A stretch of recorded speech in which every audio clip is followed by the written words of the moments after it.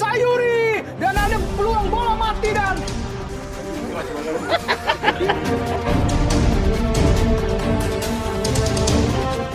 Pemerintah Provinsi Sulawesi Selatan memberikan apresiasi untuk PSM Makassar yang berhasil meraih gelar juara Liga 1 musim 2022.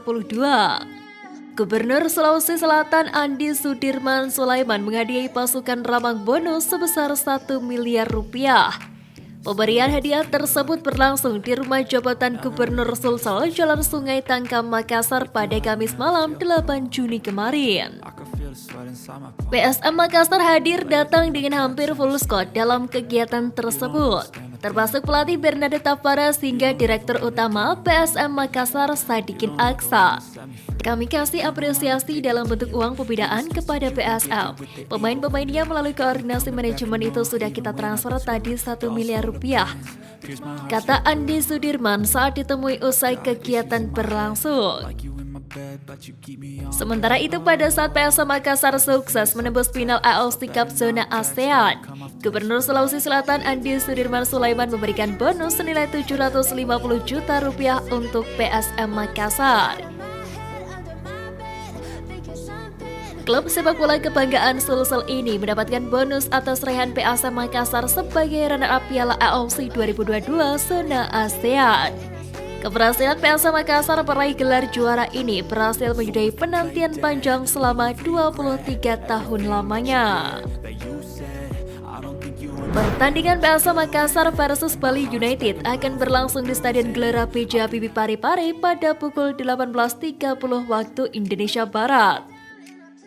Setelah bermain imbang 1-1 dengan Bali United, PSM Makassar disebut lebih diunggulkan untuk menang di leg kedua playoff Liga Champions Asia nanti.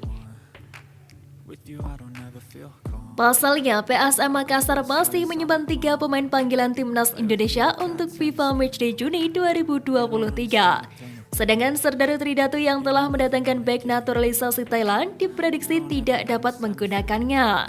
PSM Makassar juga memiliki rekor baik saat berjumpa lawan di Stadion Gelora B.J. Habibie Parepare. Beberapa faktor yang membuat Jukueja diunggulkan untuk memenangkan laga pamungkas itu. Pertama, PSM Makassar merupakan kampiun Liga 1 2022 dengan torehan rekor kemenangan yang fantastis. Bahkan Jukueja menjaga rekor Purri tidak terkalahkan di kandang selama kompetisi Liga 1 2022. PSM hanya kalah 1 kali di saat bertindak sebagai tuan rumah. Namun momen tersebut terjadi saat sistem bubble Liga 1. Maka sejatinya PSM tidak pernah kalah di hadapan Stadion Gelora B.J. Habibie Parepare. Kedua, Bernardo Tavares masih menyimpan 3 pemain timnas Indonesia untuk laga playoff kali ini. Ialah 2 kembar Yanjo Sayuri dan Yakob Sayuri serta kiper Reza Arya Pratama.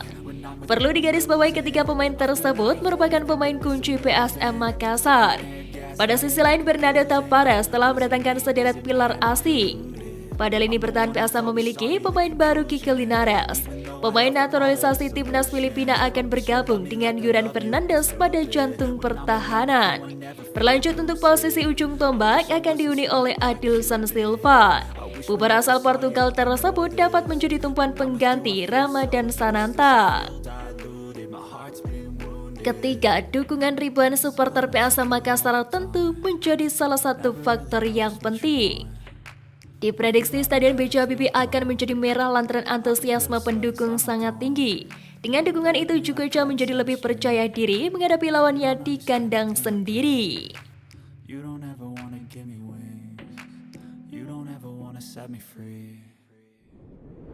Satu pemain bisa didatangkan PSM Makassar di bursa transfer Liga 1 musim 2023 ialah Nur Hidayat Haji Haris. Ex-pemain Bayangkara Nur Hidayat Haji Haris kini berstatus tanpa klub. Nur Hidayat tentu bukan orang baru bagi PSM Makassar. Pada tahun 2017, Nur Hidayat sempat membela PSM Makassar. Selain pernah membela PSM, Nur Hidayat juga salah satu pemain bola kelahiran Makassar.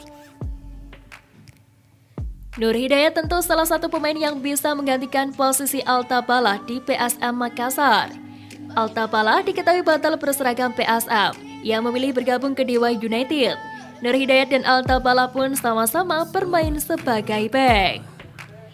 Ya, sebenarnya sudah ada beberapa klub dari Liga 1 dan Liga 2 yang nawarin saya, tapi nanti saja saya kasih tahu kalau sudah resmi, kata Dayat pada Kamis 8 Juni.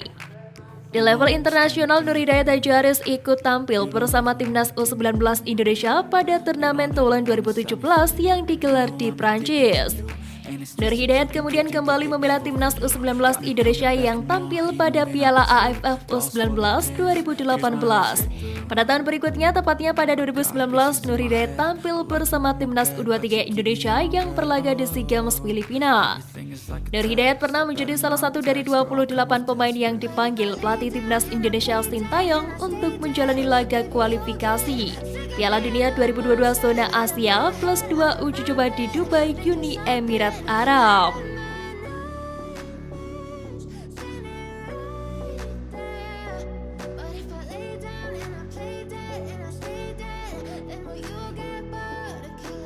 So if I play dead, will you